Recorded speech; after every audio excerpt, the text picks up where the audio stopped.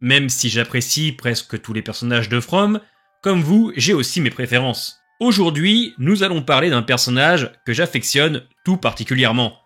Bon, c'est un peu facile, me direz-vous, tant le personnage et l'acteur dominent la série, mais aussi parce qu'il joue un rôle clé dans l'histoire.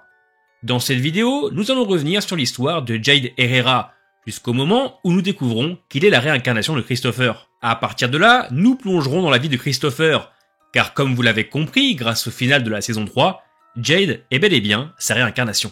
J'espère que vous apprécierez la vidéo, et même si ce n'est pas le cas, j'en ai rien à cirer. C'est ma chaîne, et je fais ce que je veux. En attendant, n'oubliez pas le petit pouce bleu, et de vous abonner si la chaîne vous intéresse, et nous, on est parti.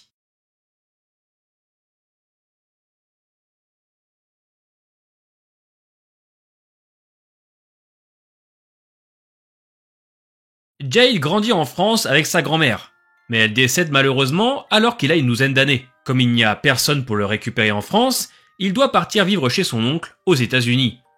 À l'aéroport, prêt à s'envoler, une femme lui offre un soda et le réconforte en lui expliquant que les proches que nous perdons voyagent toujours avec nous. Bien des années plus tard, Jade devient un riche développeur de logiciels.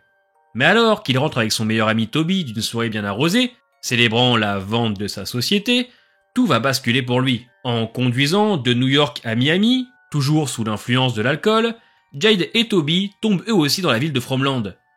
Ils arrivent au même moment que la famille Matthews, qui roule dans la direction opposée. Afin d'éviter de leur rentrer dedans, ils finiront par heurter un arbre. Toby, gravement blessé, est conduit à l'infirmerie par Kenny, tandis que Boyd ira prendre en charge Jade, qui doit être menotté à la voiture en raison de son état. Pendant que Boyd reste avec Jim et Christy pour aider Ethan, Kenny et les autres ramènent Julie, Tabitha et Jade encore inconscients. Sans possibilité de reprendre la voiture à cause des pneus crevés, ils se rendent à pied à Colony House. Après une nuit mouvementée, Jade se réveille dans la maison et exige d'être libérée. Donna tente de lui expliquer la situation, mais Jade, toujours un peu sous l'influence de l'alcool, en déduit qu'il s'agit d'un escape game organisé par son ami Toby. Agacée, Donna le laisse se promener dehors. Jade fait alors une entrée fracassante au dîner et demande où se trouvent les indices. Après une discussion avec Kenny sur la situation, il refuse d'admettre que tout cela est réel et continue à mener ses recherches. C'est ainsi qu'il tombe sur la cave à racines, un lieu très intéressant dans le lore, qui mériterait même une petite vidéo. Dites-moi en commentaire si ça vous intéresse. Il descend dans la cave et remarque un peu plus loin une autre porte en bois. En l'ouvrant, il découvre un cadavre écrasé par un rocher. Pris de peur, il tombe à la renverse et voit un symbole peint au plafond. En sortant de la cave, il continue de croire que tout cela n'est qu'un jeu. Cette découverte marque la première vision de Jade. Nous ne savons pas encore qui est l'homme écrasé par un rocher, mais il pourrait s'agir d'une autre réincarnation de Jade. Concernant le symbole, Jade ne le sait pas encore, mais c'est le symbole qui se trouve dans l'autel des enfants sacrifiés, formé par les racines juste au-dessus d'eux. Lors de la cérémonie où les nouveaux arrivants doivent choisir l'endroit où ils vont crécher, Jade intervient en applaudissant. Il choisit une pierre, mais continue de se montrer très énervé envers les autres, croyant toujours qu'il s'agit d'une vaste plaisanterie. Kenny finit par l'emmener au cimetière et lui montre le cadavre de Toby, tué par Sarah un peu plus tôt. Jade comprend alors que tout cela n'est pas un jeu. Le lendemain, Jade essaye de raconter à Kenny ce qu'il a vu dans la cave, mais Kenny a du mal à le croire. Jade insiste, affirmant qu'il est sûr de ce qu'il a vu. Il l'accompagne ensuite au bureau du shérif, où Kenny lui explique que tout le monde ici vient d'endroits différents. Il discute un peu de la situation, il accuse les autres de se résigner face aux problèmes, au lieu de chercher à les résoudre. Après avoir exploré les lieux et rencontré plusieurs habitants, dont Tom le barman, avec qui il a une grande discussion, Jade décide de tenter de faire émettre la radio pour contacter l'extérieur. Il rassemble un maximum de matériel et fait irruption chez les Matthews, qui, de leur côté, ont découvert que les fils électriques ne menaient nulle part. Jade propose alors à Jim de l'aider à faire fonctionner la radio. Ils se rendent près d'un arbre pour essayer d'émettre. Une petite altercation éclate entre les deux hommes, révélant que Jade est un personnage complexe, parfois trop direct et égoïste. Soudain, Jade a une autre hallucination. Sa main est couverte de sang, et il voit des soldats en uniforme de la guerre de sécession pendus à l'arbre, complètement démembrés, avec toujours le même symbole gravé dans l'écorce. Alors qu'il cherche à fuir, un des soldats le vise, et Jim le ramène à la réalité. Cette vision pourrait laisser penser que l'histoire du village, des sacrifices et bien d'autres mystères remonte au moins au début de la guerre de sécession, qui a commencé le 12 avril 1861. Ce chiffre 12 revient souvent dans la série, et montrer des soldats de cette époque ne semble pas anodin. Il est donc possible que tout ait commencé à cette époque, mais cela reste une théorie. Jade commence à dessiner le symbole pour tenter de le comprendre. En feuilletant le carnet de Kenny, il découvre que 2 pages sont collées. Il y trouve une image d'un homme les bras croisés devant le diner. Cet homme, c'est Christopher, dont Jade est la réincarnation. Mais lui, il ne le sait pas encore. Pour obtenir des indices, il décide d'aller parler à Victor, qui figure également sur la photo. Entre-temps, avec Jim, il tente toujours d'installer la tour radio au sommet de la Colony House. En réalisant qu'il n'y a pas d'électricité disponible pour alimenter leur équipement, Jade décide d'exploiter les lumières pour alimenter le système. Ils parviennent à émettre un signal, mais c'est l'homme en jaune qui répond à Jim. Celui-ci lui avertit que sa femme ne devrait pas creuser ce trou. Après une violente tempête, les ampoules explosent une à une. Jade de son côté remarque alors l'arrivée d'un bus. Mais à partir de ce moment, entre la tempête, l'avertissement reçu par Jim, les lumières qui éclatent, tout semble indiquer que le monde autour des habitants est en colère, face à leur tentative de s'en échapper. Prenant un peu de repos, Jade a une autre vision. Le même symbole encore une fois sur le mur, et une poupée qui apparaît avant de lui crier dessus. À ce moment-là, ni Jade ni les spectateurs ne comprennent le sens de cette scène. Mais depuis le final de saison 3, les choses prennent enfin un sens. C'est la marionnette de Christopher, la fameuse marionnette Jasper, qu'il utilisait pour divertir le village, bien avant l'arrivée de Jade et des autres. En fouillant les affaires de Victor pour trouver des réponses, Jade tombe sur un violon. Victor, en colère, lui demande de le rendre. Ne voulant plus partager la maison avec Kenny, sa mère et les Matthews, Jade décide de s'installer au bar. Il rumine sur la photo de l'homme devant le diner, jusqu'à ce qu'une vision de cet homme apparaisse soudainement. Christopher est là, devant lui, tenant le journal. Les symboles qu'il voit suintent de sang. Jade tente de reconstruire le symbole avec des bouteilles en verre. Pour obtenir des réponses, il accepte de rendre un service à Victor, jouer pour lui. Victor l'emmène alors au cimetière de voitures, un endroit où il a déplacé les véhicules parce qu'il ne voulait plus les voir dans la ville. Jade joue la partition demandée, ce qui permet à Victor de se souvenir. Victor lui révèle enfin que l'homme sur la photo est Christopher, un homme qui faisait rire le village mais qui a complètement changé après avoir vu le symbole. Il avait arrêté de sourire. Cette révélation confirme que Christopher et Jade sont étrangement liés. En rentrant chez lui, Jade tombe sur Tabitha, en train de crier dans la forêt, près de l'entrée des tunnels. Plus tard, elle le retrouve au bar et lui demande pourquoi il n'a pas été surpris par son comportement. Jade lui répond que lui aussi a des visions. Il lui raconte ce qu'il voit, et Tabitha fait de même en parlant des enfants et du symbole qu'elle a vu dans les tunnels. Elle l'emmène donc là-bas et explique que c'est là qu'elle a vu les enfants et les créatures pour la première fois, ainsi que le symbole que Jade voit depuis le début. Il est alors convaincu que ce n'est pas une coïncidence et que tout est lié. Tabitha fait comprendre à Jade que Victor est au courant pour le symbole depuis le début. Ils vont aller le chercher, mais Jade se montre agressif, exigeant qu'il raconte tout ce qu'il sait.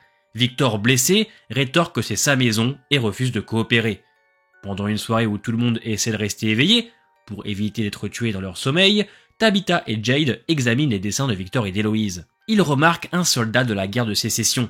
Tabitha explique que cela est lié aux histoires que la mère racontait à ses enfants. Jade ne comprend pas pourquoi il a des visions d'une femme morte racontant ces histoires il y a 40 ans.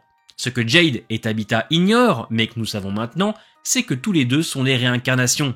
Celle de Christopher et Miranda. Putain, j'ai l'impression de me répéter toutes les 5 minutes. Ces deux-là étaient eux-mêmes probablement la réincarnation d'un couple qui avait tenté de sauver les enfants du sacrifice. Cela explique donc pourquoi Jade et Tabitha partagent des souvenirs et visions des personnes liées à ce passé. Tabitha montre à Jade un dessin représentant un phare et explique que c'est là qu'elle pourrait libérer les enfants. Plus tard, Tom le barman, décédé depuis le début de saison, pousse Jade à se rendre dans les tunnels. Jade finit par s'y aventurer. Il y trouve encore une fois Jasper, la poupée, et continue d'explorer. Soudain, il se retrouve dans l'hôtel, entouré des enfants sacrifiés par les monstres.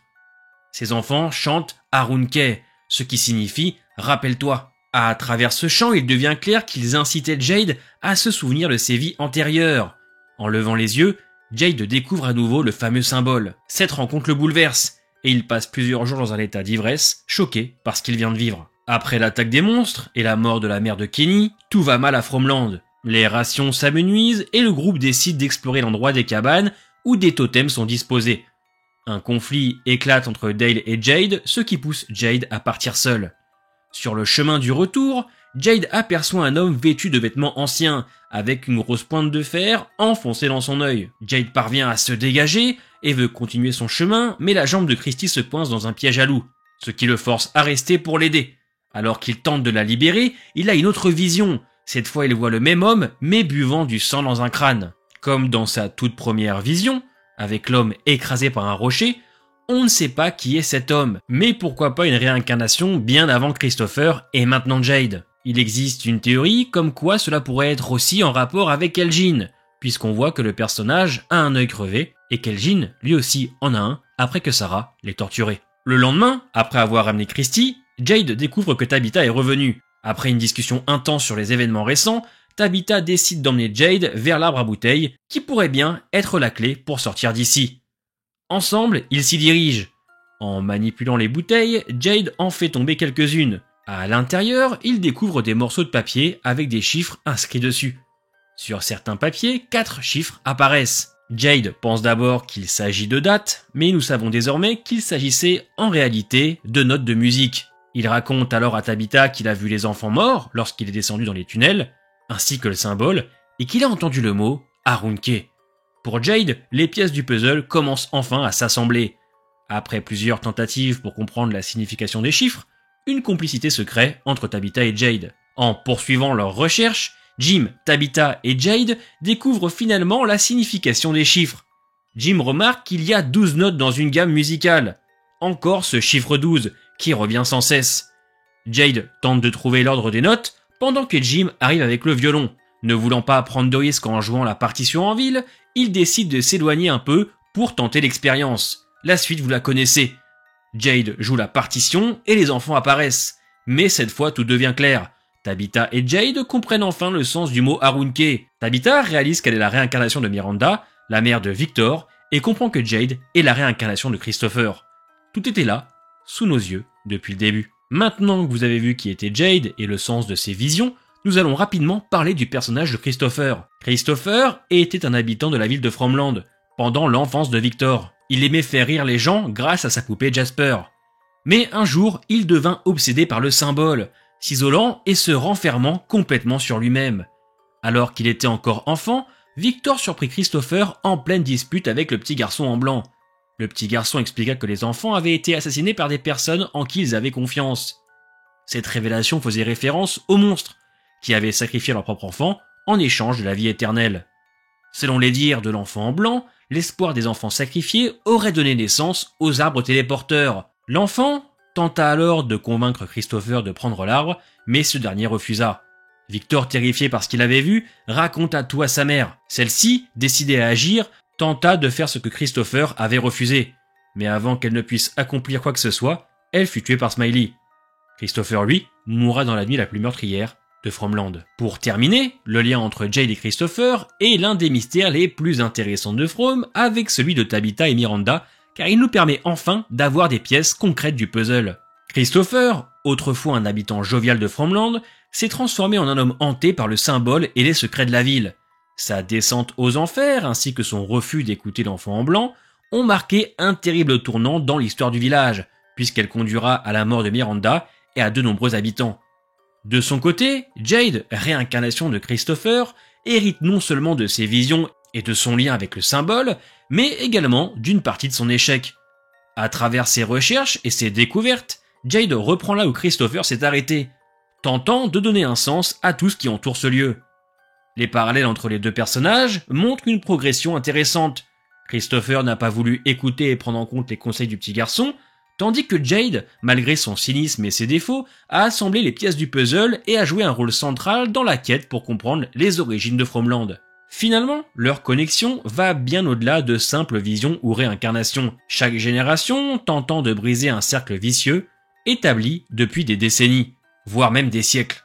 Avec le retour des enfants sacrifiés et les révélations sur le symbole, Jade devient alors l'héritier des personnages qui ont disparu et échoué bien avant lui. J'espère que cette petite vidéo vous aura plu.